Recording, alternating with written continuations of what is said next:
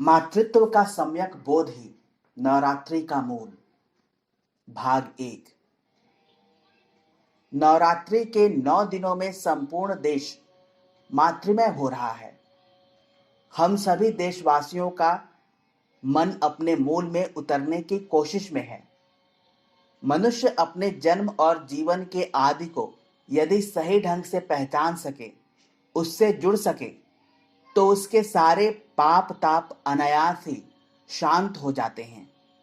युग शक्ति जगन माता गायत्री और उसके काली दुर्गा तारा आदि विविध रूपों की उपासना का रहस्य यही है। श्रद्धा भक्ति एवं विश्वास रूपिणी माँ को सभी भूतों प्राणियों चर अचर सभी में अनुभव कर मन अनायास पवित्रता से भर जाता है।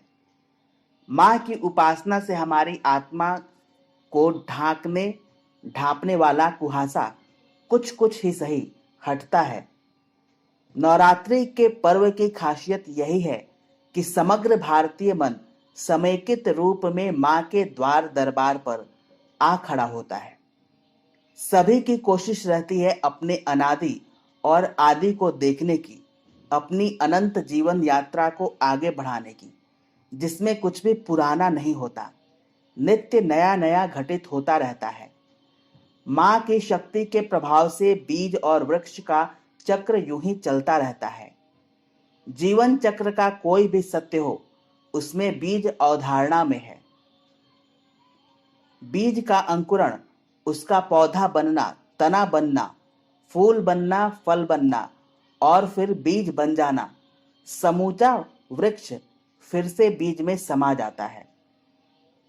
अपनी नई पूर्णता पाने के लिए यही है चिर पुरातन किंतु नित्य नूतन सृष्टि का सनातन क्रम। इस सब का मूल अनादि और आदि है माँ। मनुष्य के ही नहीं, सृष्टि के अंतर्बाह्य में मातृत्व का वास है। माँ को केंद्र में रखकर नवरात्रि के उत्सव का उल्लास छाता है। गली गली में मेला जुड़ता है।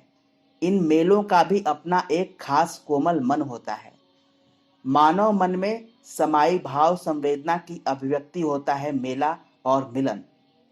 हमारे देश के मनीषियों ने चेताया है कि अलग अलग आयु, लिंग और योग्यता के लोग मेले में मिलते हैं तो वे गिने जाने के लिए नहीं, अपनी किसी तोल भाव के लिए नहीं, अलग से पहचान के लिए नहीं, वे भाव रूप में एक होने के लिए होते हैं।